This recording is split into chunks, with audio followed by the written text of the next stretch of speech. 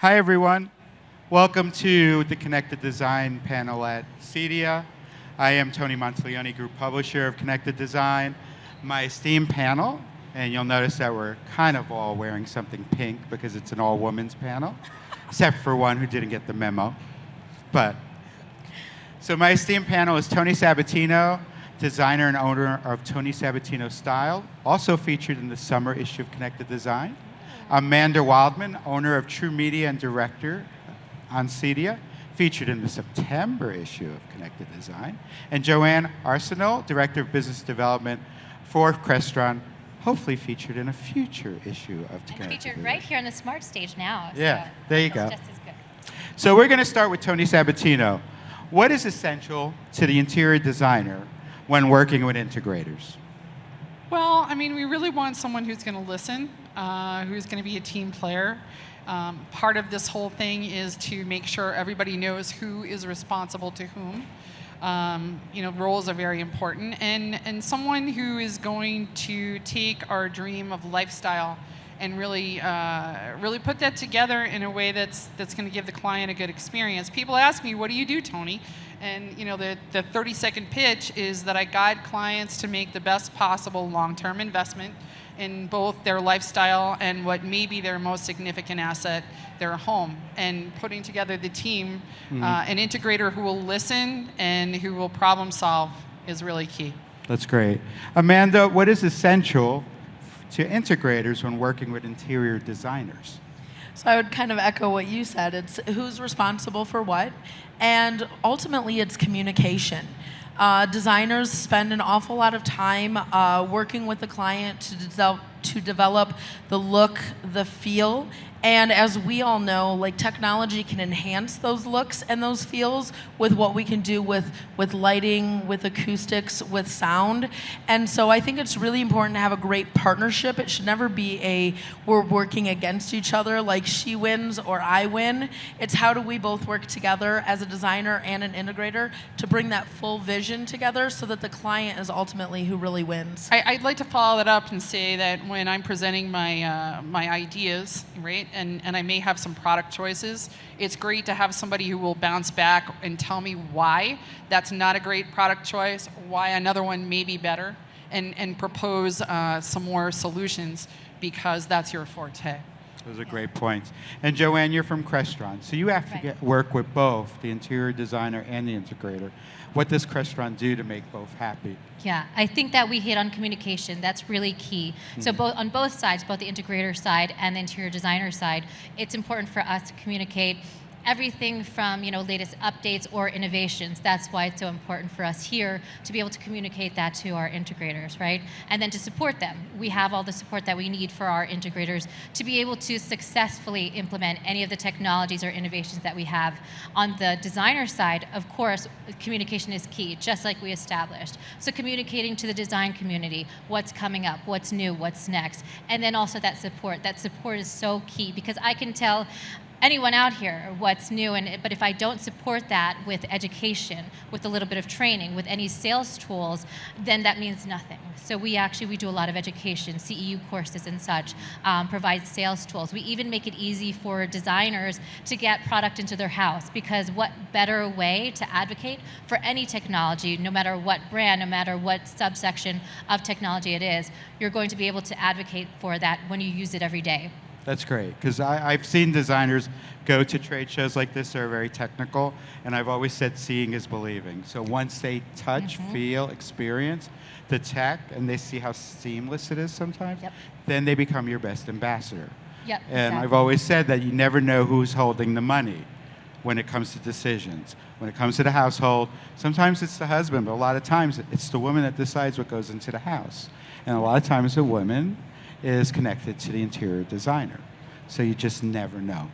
Exactly. What are your best tips to build a bridge so that the client in every aspect of the build gets the best production? So I'm going to start with Amanda. Well, I think things like this show. So I don't know how many of you have relationships with the designers, the integrator, or the architects and the builders that you work with back home. But I've been snapping pictures and sending them to partners that I work with and saying, hey, check this new thing out that I've seen. I can't wait to put this on a project. What do you think about this? Do you think that maybe there's a project coming up that this would be a good solution for? And I think having that conversation, so you're not just talking on a particular project all of the time, but you almost get an opportunity to feed off of each other by having that communication all of the time with them. So I think that that is absolutely really important. And I would also say, like, listening to the designers, they speak to clients differently than we do in this industry. And I'm going to be probably a little harsh to our industry of integrators right now. We've done a really, really bad job of talking about feel and experiences. I mean, it's no shockaroo that there are more men generally in this industry than women.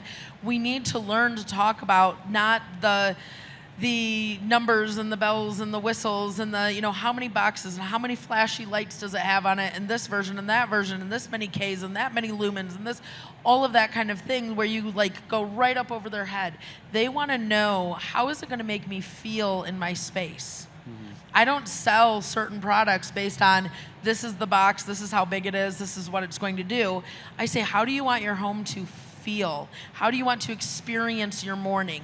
That's how we have to have that conversation. So listen to your designers, because they're very good at doing that. They don't talk about the thread count necessarily on all the fabrics, but they let people touch it. They let people feel it. How do you feel in this space? How are you going to respond to that? Learn from their vocabulary. Tony? Well, I think that from the standpoint of lifestyle, right, we're talking about lifestyle, and to me, technology is security, comfort, and entertainment. So when I come to the show, I mean, all of those parts of technology are represented. Those are the things my clients are interested in. So for me to come here and see what's available, I think a lot of it is for the designer to see what's available. If I see what's available, even if I'm looking at something and I get all excited about it, you can tell me, because you know that might not be exactly the right solution, but there's this, right? So I think having that communication is really great. I think associations are really important too. I don't always work with the same integrator. I don't always work with the same builder.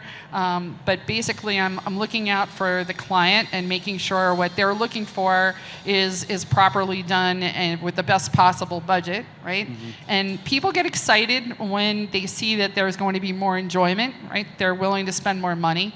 So understanding what they're looking for really in the home, and then bringing the solutions and being able to speak the language with whatever integrator you're working with. I'm not going to speak all the integrator-ese, but I'm going to know enough to get my point across because I've been here and I've spoken to you all.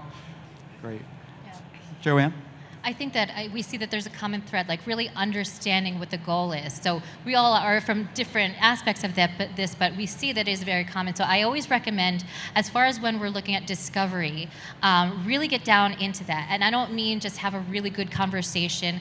I mean really, really just take a look, take a week. I always encourage people to take a week, because what pain points you might see in one day, and while you're having that discovery discussion with your partners, that might be totally different from your holistic view of your lifestyle. How many times have you missed a subway because you've had to run and turn off that light over there? That's a huge pain point. It might not have happened the day that you had your conversation with your integrator, so it might have slipped your mind. But if we take a look at a week and really take that holistic view of what we want to simplify, that simplicity, what conveniences would make our life so much better, I do encourage that, because yes, when we get down and dirty into what experience we're trying to create and that environment we're trying to curate, that's where we're going to have a successful integration of both the design and technology. I love that. Amanda, we were both at the Summer Social for NKBA Manhattan, and you said something really important to the designers about dating the integrator and and I want to just expand a little bit, and then I want to flip it to Tony Sabatino about dating your integrator. Yeah. Perfect. So I happened to mention that to designers. I think that it's important. when you talk about, the dating world nowadays, right? It's all about like you Google someone, you search them. It's all apps. It's all everything. It's knowing the people before you even have the conversation. And then when you go out on the date, you're having all of the conversation. You're asking all the questions, finding out if you're compatible. Maybe go out, for drinks, and then maybe you go out for a little bit more because it was good conversation. That should be your relationship that you're working to build with your designers, right? If you expect to be on their biggest project just because, hey, you're a great integrator, but you haven't figured out, do you jive? Do you get along?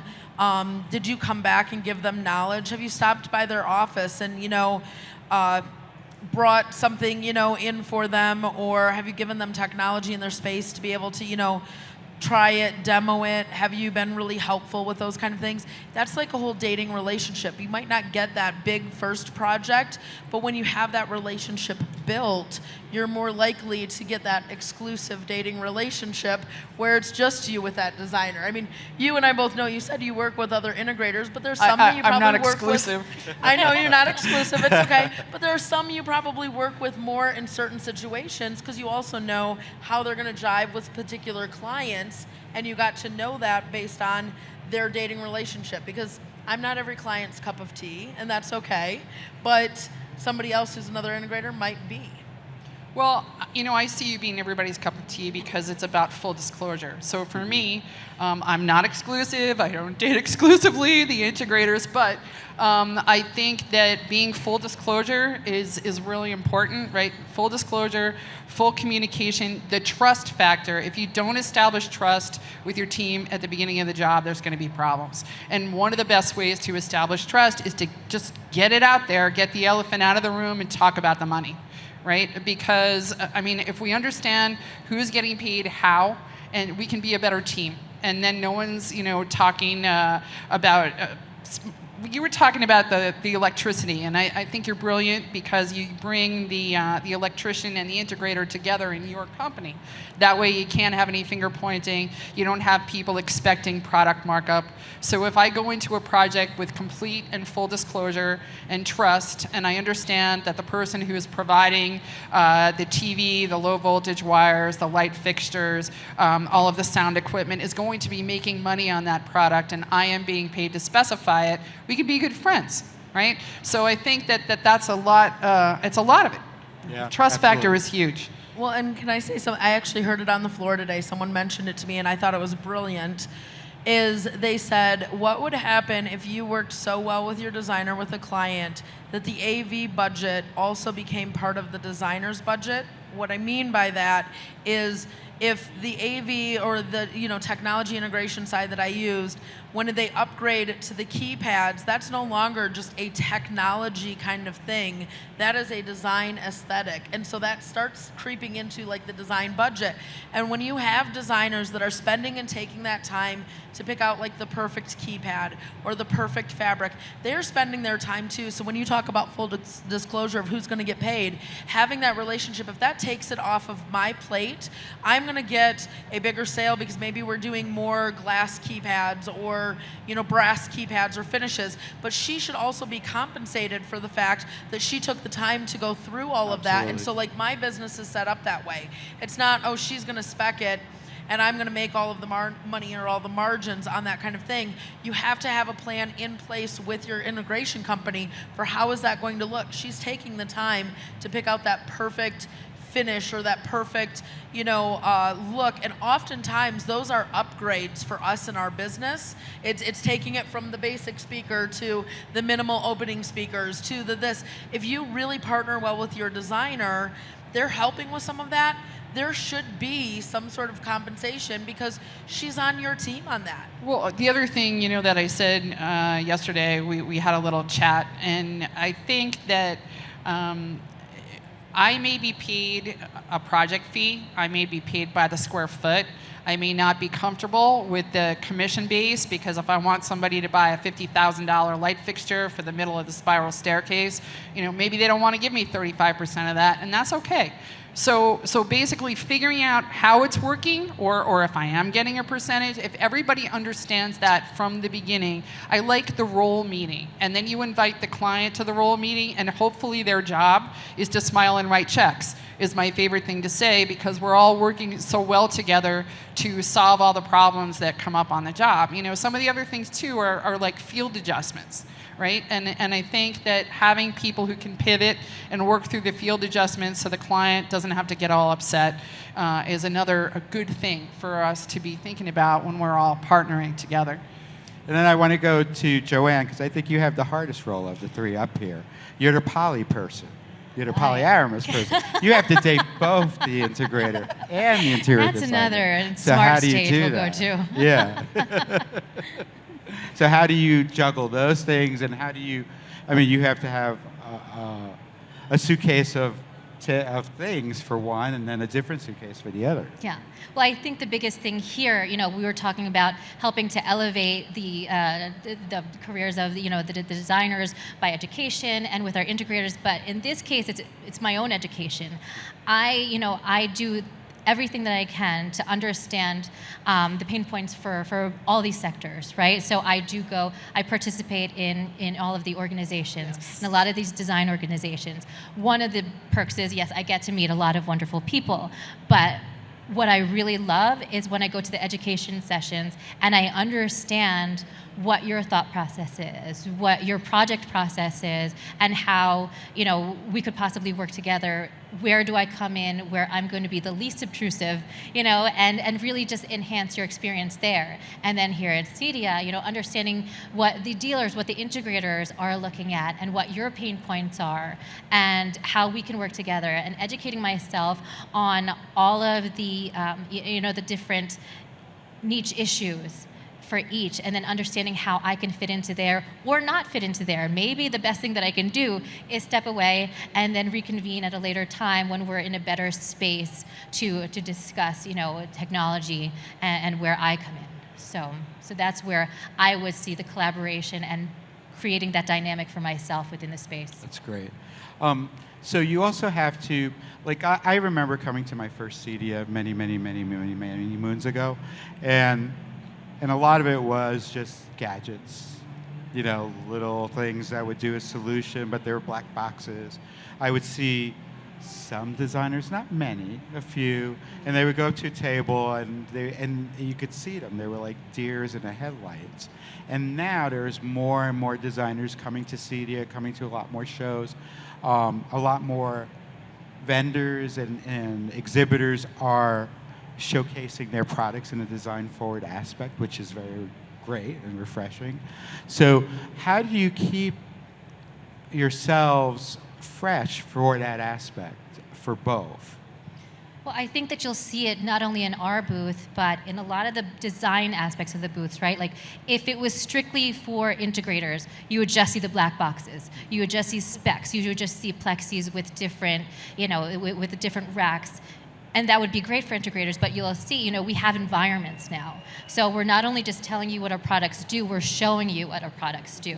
So it's not just going to be, hello, we do X, Y, Z, let me show you, and let me bring you through all of that. So you'll see that, again, not only in our booth, but in a lot of the booths here. We're creating experiences so that, you know, the designers, you're living it, you're understanding it, instead of, like we said, maybe just like some plexis with some schematics and some spec sheets out there. So that's how you can merge that, especially in an environment like this. Amanda, how do you build your network with the interior design community? What do you do? I think a big part of it is continuing to have conversations. I mean, for me, it's a big thing being on social media. I do a lot of social media. I think I've been involved with things like Clubhouse, being involved in conversations with designers, putting pictures out there, reaching out to them, complimenting them. If I see something, especially like, you know, if I want to build a relationship with a local designer in my area, when I see their projects online, because they're really good about showcasing pictures on like Instagram and things like that, give them a compliment. Even if it wasn't a project that I worked on, say, hey, you know, that was really a beautiful space. You might be able to send them a direct message and just say, hey, you know, I saw that. I would love to show you, you know, what I just recently learned at my new expo that I just came back from. And having those kind of conversations to build your network. Being at the International Builder Show and the KBIZ, and I don't know if you guys know this or not, integrators, it was a new discovery for me, but KBIZ and NKBA do some really great training, like webinars and things like that, to like talk about, like, say, kitchen design. So like I've gone on and I've hopped on some of those so that I can learn what are they teaching and talking to designers about, because if that's where the designers are learning new things, if I can just listen in on some of those webinars, now I know how to approach that conversation with them. So I think it's just a combination of all of those things, and then putting yourself out there, meeting the people, going to the events. I mean, being part of your local NKBA chapter, being part of your HBA chapter, you know, ASID, all of these things. There's groups everywhere. And what's crazy is they're used to being kind of around themselves. And so when we go in there as technology integrators, if we can talk tech, but we can talk tech in a way that they understand, it's crazy because you become the most popular person in the room. Because they've already talked to all of their designer friends. And so they're kind of like, oh, maybe over talking about the design stuff for a minute, but they all want to come and they want to talk to you. And it's kind of cool to be the most popular person in the room for that. And they're like, hey, I have this, or hey, what about that? So I encourage you to go out and check that out. And you will get to experience what we as women up here get to experience when we come to this show. There's a lot more of the guys. You may be the only guy in the room, and it's okay, you will survive, but you will get to see what the opposite perspective is. That's a really good point. And I want to just touch what you said. Integrators can join NKBA. They can join ASID, and they should join, because that's where you're doing your networking. That's where your net gets wider. And then, Tony, how do you do the reverse about networking and meeting integrators? Well, I think that you need to explain to the integrators that they're important. Part of the whole discovery process is also explaining to people that you're trying to make something that works for the long term. I am CLIP certified, which means living in place, and you know, smart technology can really help with that. So when I'm out here on the show floor, I'm not really looking at the gadgets. I'm looking at the ease of living and what these gadgets can actually provide.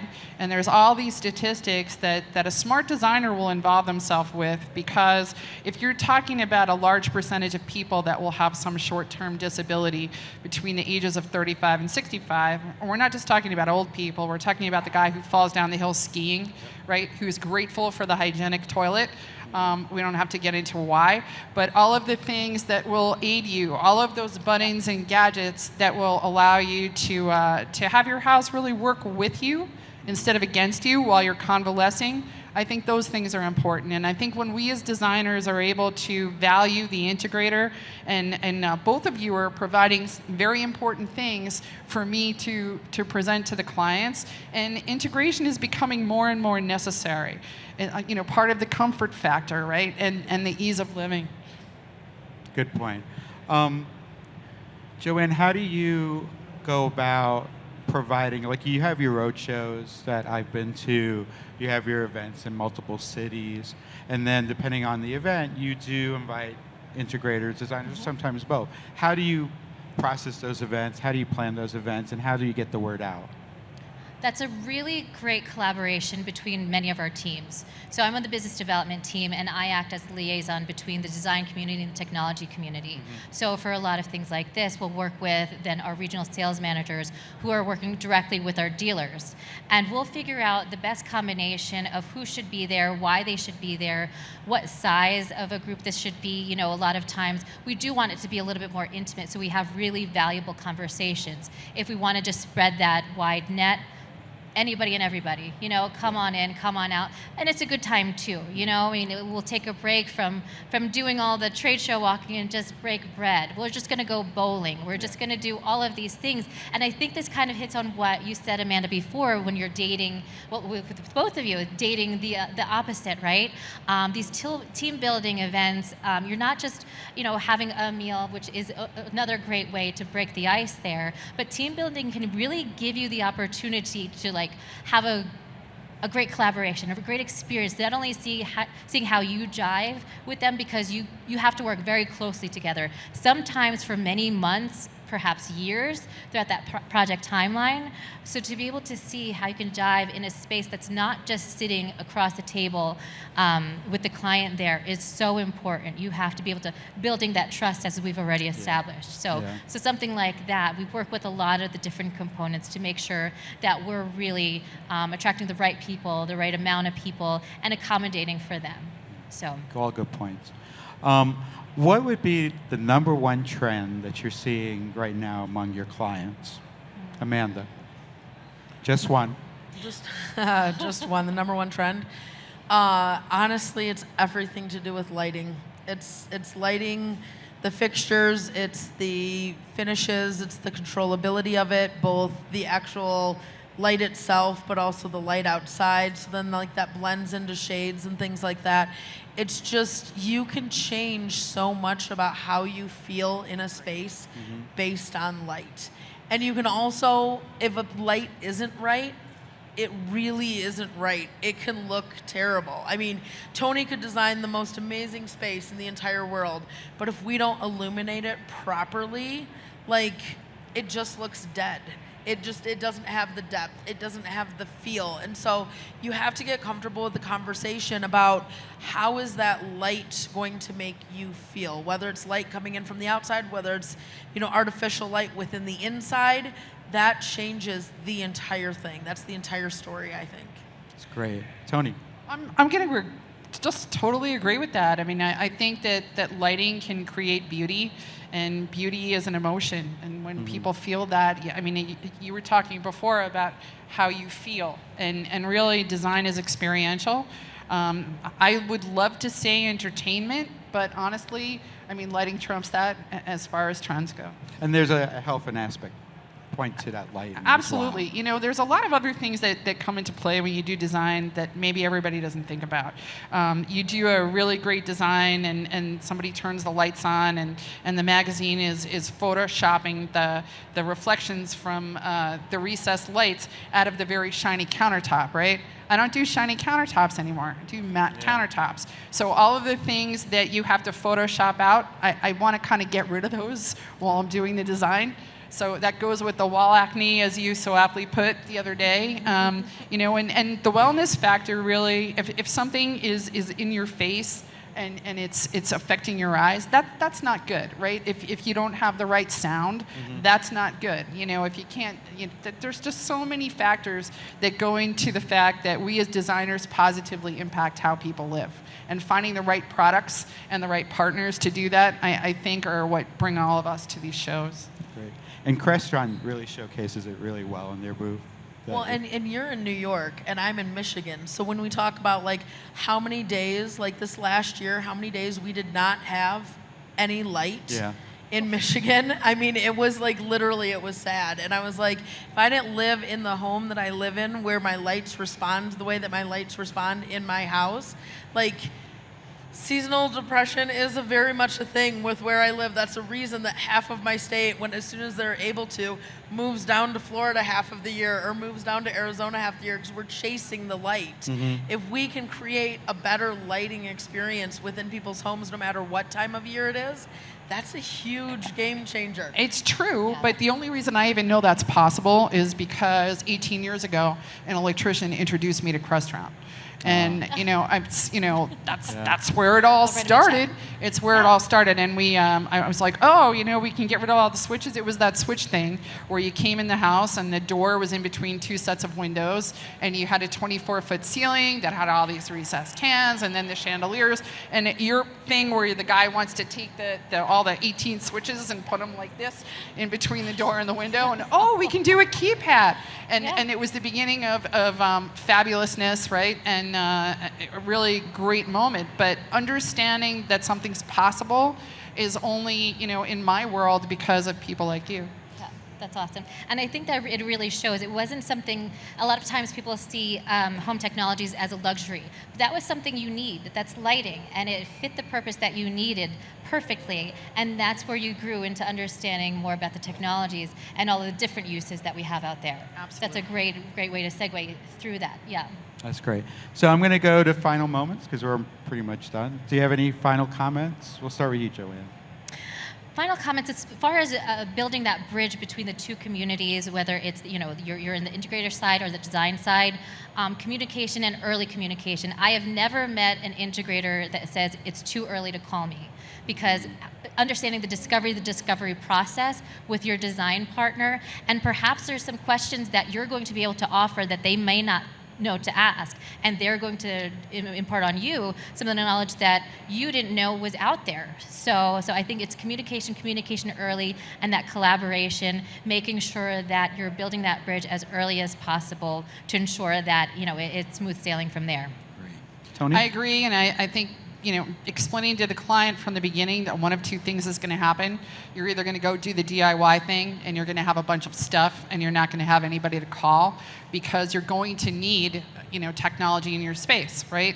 So are we going to do this in a more high performance way? And when you answer yes, then okay, we need to add someone who is going to be a technology designer / integrator to the team to make the house work the way that you want it to work, or home or apartment. And some of the things that are interesting to me are the apartment dwellers, right? I'm from New York.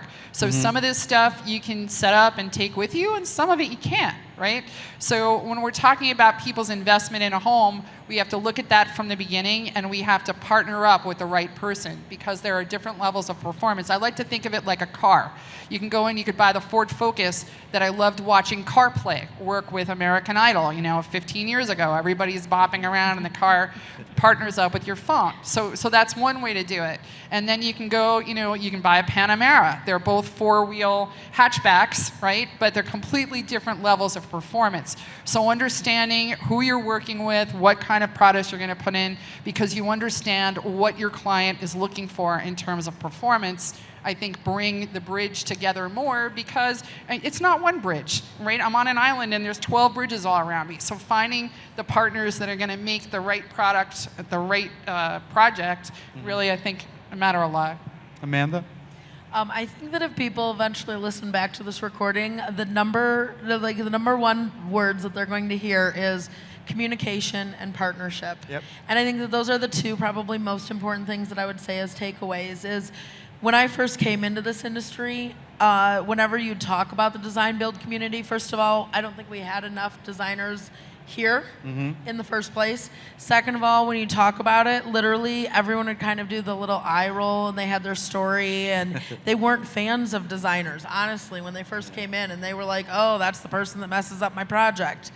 They weren't the person that messed up your project. The fact that you didn't communicate with them, and you didn't learn how to communicate, and you didn't learn how to be a partner with them, that's where the problem was. So if you watch back this entire thing, I think that those are the two most important things, is developing that relationship, partnership, and communication. Thank you. That's perfect. How to wrap this all up. Thank you for your time. I want to say thank you to my queens, Amanda, Tony Sabatino, and Joanne. I appreciate you taking the time out to do this, and I look forward to seeing and doing more of this kind of stuff. Absolutely. Thank you. Thank you, everyone. Thank you all. Thanks.